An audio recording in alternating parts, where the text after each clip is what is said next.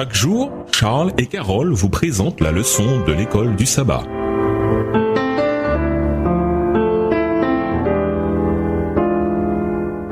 Bienvenue dans votre émission Dieu nous parle. Nous voilà à la leçon 5 qui va du 23 au 29 juillet. Jésus atteint la population. Étude de la semaine, Luc 4, les versets 16 à 19, Luc 10, les versets 25 à 37, Matthieu 5, verset 13, Ésaïe 2, verset 8, Jean 4, les versets 35 à 38, Matthieu 13, les versets 3 à 9. Verset à mémoriser, Jésus parcourait toute la Galilée. Il enseignait dans les synagogues, prêchait la bonne nouvelle du royaume et guérissait toute maladie et toute infirmité parmi le peuple. Matthieu 4, le verset 23, dans la version Colombe. Le célèbre auteur du roman d'aventure L'île au trésor, Robert Louis Stevenson, était un enfant trop malade pour aller à l'école de manière régulière. Ses parents firent donc appel à un précepteur, ainsi qu'à une bonne d'enfant pour l'aider au quotidien. Un soir, au moment du coucher, alors que sa nounou venait vérifier si tout allait bien, elle le trouva debout, le nez et les mains collés à la fenêtre. Craignant qu'il ne prenne froid, elle lui ordonna de retourner dans son lit. Robert lui répondit « Viens voir ce que je vois ». La bonne s'approcha en bas dans la rue. Il y avait un allumeur de réverbère qui faisait son travail. « Regarde, dit Robert, il y a un homme qui fait des trous dans la nuit. N'aie pas peur. N'y a-t-il rien de trop difficile pour Dieu ?» le rassura Margaret Davis.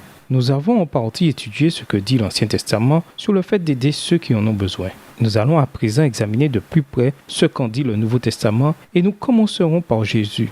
Parmi les enseignements bien connus de Jésus, il y a celui qui dit que nous devons être la lumière du monde. Matthieu 5, verset 14. Ainsi, nous reflétons Jésus, la véritable lumière du monde. Jean 8, verset 12. Les enseignements de Jésus qu'il a révélés dans son propre ministère terrestre nous donnent la marche à suivre pour pouvoir, à travers lui, faire des trous dans la nuit. Et nous vous laissons avec cette réflexion. Lorsque nous faisons un jardin, nous l'entretenons. De même, lorsque nous conduisons nos semblables au Christ, nous devons nous occuper d'eux. La façon la plus efficace de le faire, c'est d'entretenir une relation avec eux. Au revoir. Et à demain si Dieu veut.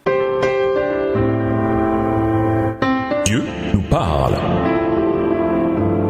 Chaque jour, Charles et Carole vous présentent la leçon de l'école du sabbat.